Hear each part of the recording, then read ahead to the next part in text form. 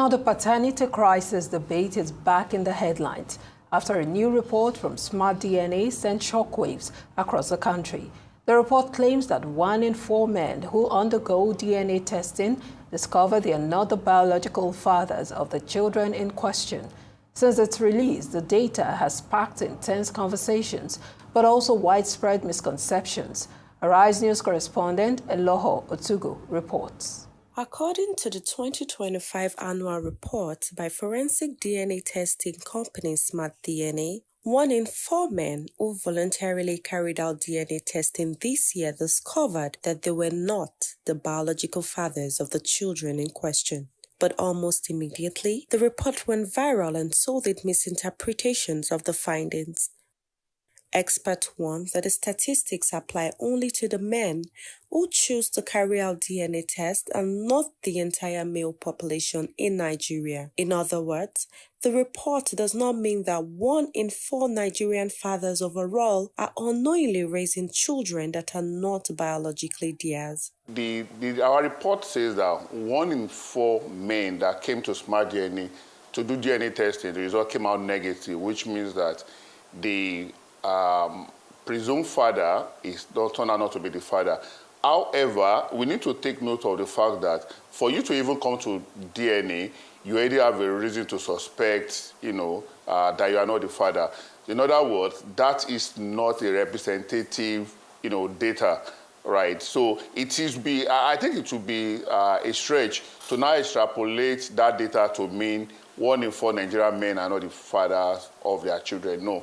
Because the sample size the sample population is already biased, right? So, in other words, let me re-emphasize that the report says 1 in 4 men that came to our place to do DNA testing turned out not to be the father of the test. It means that compared to later born children, firstborn children are 64% more likely to have a negative result than later born children. Not that 64% of firstborn are bastards, the way it's been portrayed on. Still, the findings have triggered heated conversations about infidelity within Nigerian families and relationships. Human rights lawyer Inibe Effiong says one of the implications is the emotional pain that affects both the victims and the children. The cases that I have seen, the cases that we have handled, that a man was made to believe that children that have been with them for years were not his. At least in the recent 1 or 2 cases we are involving in this office, the men are almost at the point of death. They are devastated. They can barely articulate themselves. They are in pains. They are facing depression. You as a lawyer will even feel sorry for them. And guess what? In one of those cases, the woman is not even remorseful. As far as she's concerned, the man can go to hell. So how do you repair that kind of person? What is the recovery process like? So I believe that this issue of paternity fraud is such a serious matter.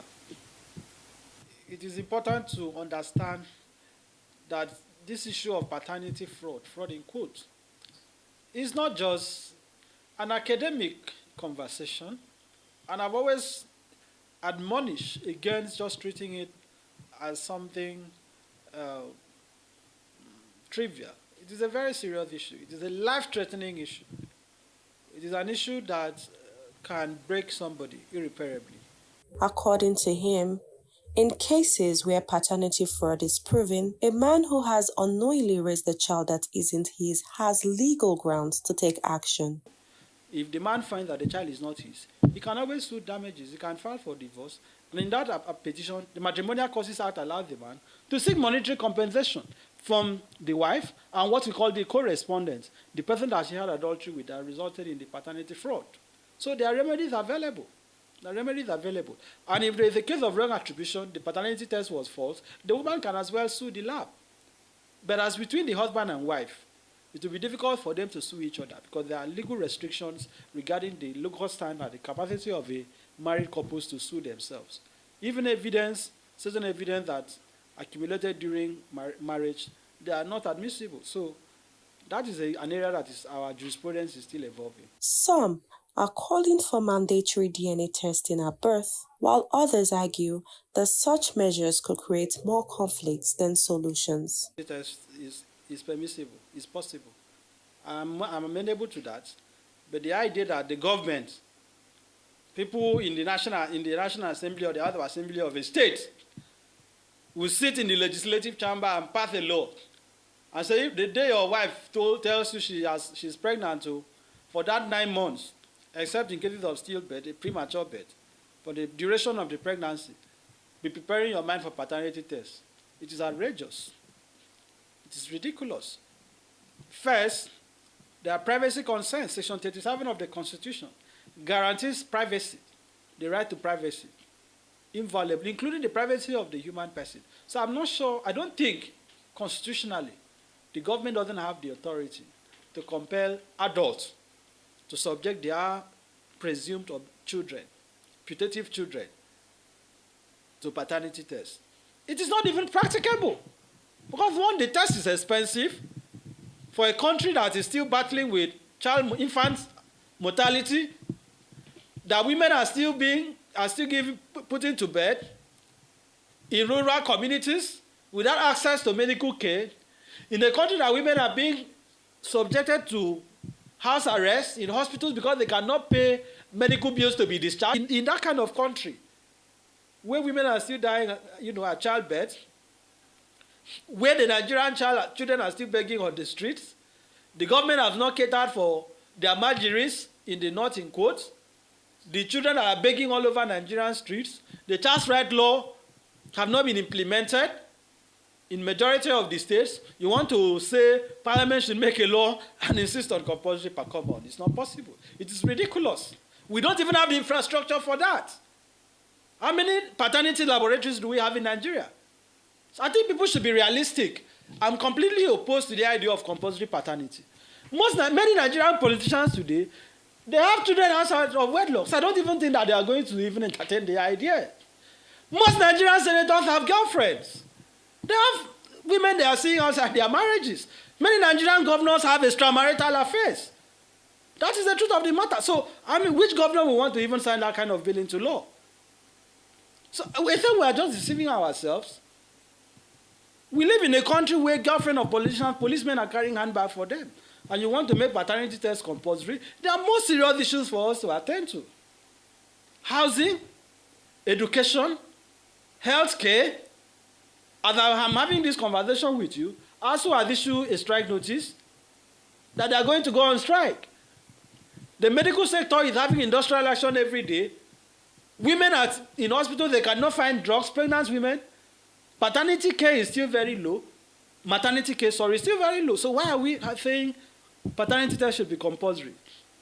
The government doesn't have that constitutional power. But, why the data says that 1 in 4 paternity tests done turns out, come out with negative results? I think there is additional context that we probably need to understand that is not being discussed. For instance, for people that are in committed relationship, we're talking about husband and wife, the percentage of negative is so significantly low. And I think that's very important that we say it out, that why it's easy to say, oh, Nigerian women are this, Nigerian women are that. For Nigerian women that are married, it is very rare to get negative results, right?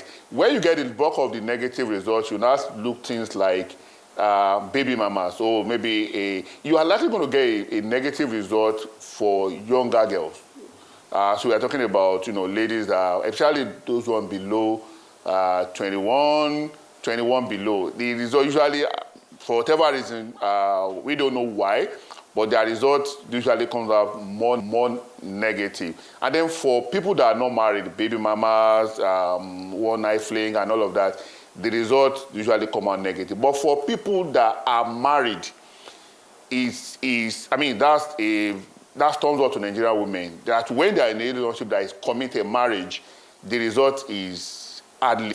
But generally speaking, for people that are in committed relationship, it's usually lower.